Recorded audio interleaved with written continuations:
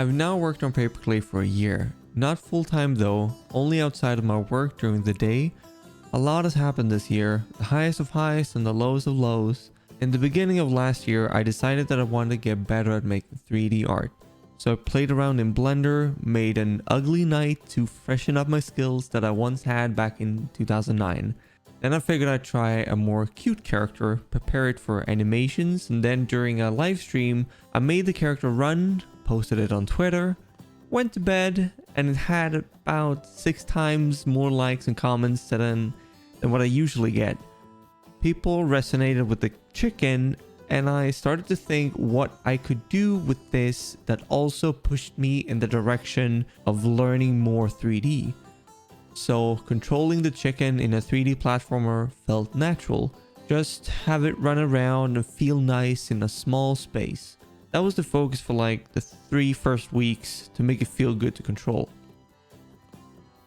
I made a small build that players could feel the controller and try what they've now seen on social media for a few weeks, and they share their feedback and thoughts, which was very positive and made me very happy. But I always circled back to the original idea, which was to get better at making 3D.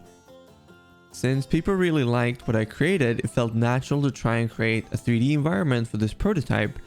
I had an old prototype where I tried to take inspiration from Tearaway, a game that I absolutely loved on my PS Vita. So the goal was to look at all these games that had the handcrafted visuals and just try to get better at 3D. After some attempts, I posted something. This was the moment where everything changed. Sure, I was thinking that maybe I had something on my hands, but the amount of publishers that reached out through emails or sliding to my DMs, it was crazy. There were moments where I waited a few days to respond because I was intimidated. There were about 20 publishers that reached out. Like, what was I supposed to do? I had only worked on the prototype for like 4 or 5 weeks at that point, and they wanted my pitch documents and future plans. I didn't know what I was doing 2 weeks ahead. There was no plan. My strategy was to implement something, post it on Twitter, see what people thought, and then iterate on that based on feedback and my own ideas. So I started thinking about what the final game would be like, and looked at other games for inspiration. Would it be a linear adventure like Tearaway or Psychonauts 2? Open hub with a lot of smaller levels like Spyro, or a lot of open levels like Mario Odyssey?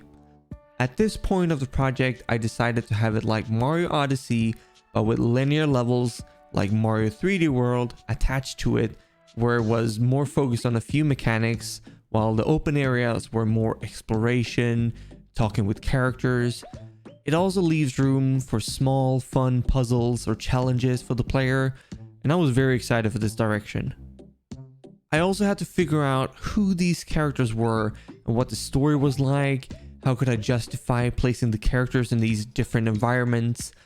I always loved Jak and Daxter and Ratchet and Clank, Banjo-Kazooie, so I knew I wanted a duo. That's how the smaller chicken called Nugget got added. It also fit perfectly to the rotation puzzles I had in the game. It could be like its own toe treasure tracker, while the bigger chicken, called Chick, ran around in the rest of the game. Together, they are Chick and Nugget. I knew that there were so many benefits of having a demo once you know what kind of game you're making, not only for yourself to help focus on what systems that you need, and then reach a visual level that you're happy with and know that you can deliver on. Then when you have a demo, you're ready if an event comes up, a publisher want to try it, or even a platform holder wants to see what you're making. That's probably what took the most time and energy during this year, spending time on things that might not necessarily come into the game, but it's important in order to get included in an event or show your game to the right people at certain companies. That could be faking a trailer to show the vision you have for the game, or making custom changes to the demo for multiple people. Yes, I am dancing around the subject a little bit without going too much into it. It can be a double-edged sword, whether it leads to something or not. A learning experience for sure. So when I felt that all these events were done for the year and I had one finished demo level, I got feedback from players, and after updating the demo, I decided that I had to adjust the flow of the levels to make it easier in the future when I want the game to run on consoles. It's a great practice to make sure it runs well on all consoles you want to release on during development. To make my life easier, I decided to split the levels up so the open areas and the linear levels have a loading screen in between. The positives are that there's less in the game loaded at the same time, which should hopefully make the frame rate more stable. Another thing is that it can be easier to throw the player in another variation of the environment while still in the same level or area, so to say. For example, the beach level can have an open area to be the beach, while the linear level can be underwater or in a pirate cave or something like that. Around here is where I got stuck.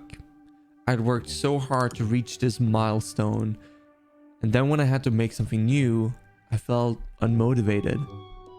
I had this idea that each level needed a segment that was like trailer worthy, like a linear thing. And when I tried to make it work, I put so much pressure on myself to make this grand adventure, to be able to like stand next to the other great indie adventure games out there that had more budget or more developers and time, more than I was planning on working on the game. It was hard for a while, actually. What helped me get out of this low point was my good friend Patrick. He's a talented artist and brought my ideas to life, helped me visualize the environment that I wanted to make and add the best colors to it. If I could go back during my first year and share some wisdom, I'd say it's okay if what you're working on right now does not look finished after a few days. Trust the process. Just go in the right direction. It's a start. You'll get there. Here are some rapid questions I'm gonna answer. I'm using Unity and the render pipeline is URP, so it works on Switch as well. It ended up being a platformer because I felt that the running animation fit that type of game best, and I wanted to learn how to make my own controller that it's its own physics. For me, it wasn't that hard to go from 2D to 3D, at least not from a programmer perspective. Art was more about dusting off the skills. And skills here, I mean, I knew the steps to make a character run in the game, but I haven't mastered everything yet. Designing levels is also different because you can move around the camera and so on. So on some levels, I think you have to keep in mind the size of things a lot more. I don't have any planned DLC at the moment. What was cut? A lot. I have a lot of ideas. But there was an area that was gonna be a spooky forest. For now, it's on the shelf. I might have some version of it in the game. Otherwise, save it for the sequel, as I like to say. Did I reach the milestone I had in my head at the end of the year? No. Could I have done it? Yeah, probably, but I didn't want to risk my mental health. I had to focus on freelance gigs so I could keep paying my bills and then also find time to relax. It's a marathon, not a sprint. You can't work all the time. I wanted to have one full level finish and the rest of the game in a gray box state, which means that you can run around and get a feel for size and mechanics, but it's not really decorated. I'm not there yet, but at least there's a plan for the entire game. I just need to make it. But I feel good about the project. I know the gameplay is fun and the visuals are good and I can deliver on it. I just need to make the rest of the game and make sure it will be a game worth remembering. The amount of support I've been getting for Paperclay and keep getting feels like it's beyond anything that I've ever worked on before, and I don't take that for granted. I say it all the time. I want to make a great game that will be by my side forever. The best free thing you can do to support Paperclay is wishlisting it on Steam and sending it to your friends that you think would like it.